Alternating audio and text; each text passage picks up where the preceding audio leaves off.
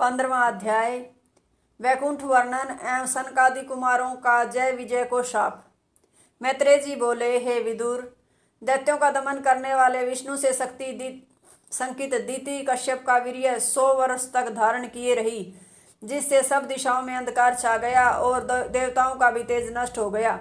वे बड़े भयभीत होकर ब्रह्मा जी की शरण में गए और पूछा, भगवान कृपया आप बताएं कि यह अंधकार कहाँ से आ रहा है। आपसे कुछ छिपा नहीं है। इस अंधकार से हमारे सब कर्म लुप्त हो गए हैं।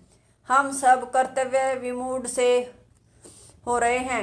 आप हमारी रक्षा करें। कहीं दीति का बढ़ता हुआ गर्भ ही तो अंधकार नहीं फैला रहा है।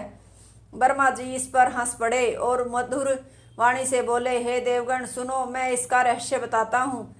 एक समय मेरे मानस पुत्र सनकादि लोकों में भ्रमण करते करते वैकुंठ जा पहुँचे, जहाँ भगवान विष्णु लक्ष्मी जी के साथ विराजमान रहते हैं, जहाँ की शोभा अनुपम है। हंस, मयूर, शुक, कोकिल आदि दिव्य पक्षी तक जहाँ भगवान की सुमधुर दिव्य लीलाओं का गान करते हैं। मूंगे की बनी वापियों में जहाँ रंग बिरंगे पुष्प खिले रहते हैं, जिनकी मनोहर सुगंध से सारा वैकुंठ सुगंधित रहता है, जहाँ की भूमि नाना मणियों से जटित है, स्फटिक मणि की जहाँ भितियाँ हैं, दिव्य आभरणों से विभूषित पार्षद जहाँ निरंतर भगवान का गुणगान किया करते हैं। वैकुंठ की ऐसी अनुपम छटा देखकर सनकादि चारों कुमार बड़े प्रसन्न हुए। 6 ड्योढ़ियाँ लांग कर 7वीं ड्योढ़ी में पहुँचने पर हाथ में गदा लिए जय और विजय नामक 2 पार्षद दरवाजे पर खड़े दिखाई दिए। उन्होंने अंदर जाते हुए सनकादिकों को धृष्टतापूर्वक बेंच से रोक दिया, यद्यपि वे रोकने योग्य न थे। इस पर भगवद इच्छा से परम शांत सनकादि में ऋषियों को कुछ क्रोध हो गया। वे पार्षदों से बोले, अरे आश्चर्य है, इस लोक में रहने पर भी तुम्हारा यह विषम स्वभाव, तुम्हारी भेद दृष्टि नष्ट नहीं हुई। तुम यहाँ रहने योग्य नहीं जान पड़ते, इसलिए तुम भेद दृष्टि के कारण नीचे के लोकों में चले जाओ, जहाँ काम आदि शत्रु तो रहते हैं।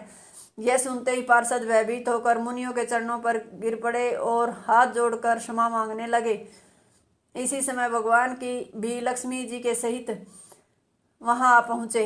उनका दिव्य सौंदर्य देखकर मुनियों का क्रोध शांत हो गया और वे भगवान के चरणों पर गिरकर बार बार प्रणाम करने लगे और बोले, हे भगवान, आज बहुत दिनों में आपका दर्शन मिला है। यदि हमारा चित्त आपके चरण कमलों में भरभरों के समान रमता रहे, वाणी भी आपके चरणों का महत्व वर्णन करती तुलसी के समान यदि शोभा पाती रहे, कर्ण भी यदि आपके गुणगानों से पूर्ण होते रहे, तो आपके सेवकों को शाप देने के कारण हो पड़े अपराधों से हमारा जन्म भले ही नरकों में हो, हमें वह दुख प्रद नहीं होगा। आपने इस समय जो रूप प्रकट किया है, इससे हमारे नेत्रों को बड़ा आनंद मिल रहा है। हम इस रूप को बार बार नमस्कार करते हैं। तृतीय स्कंद का 15वां अध्याय समाप्त।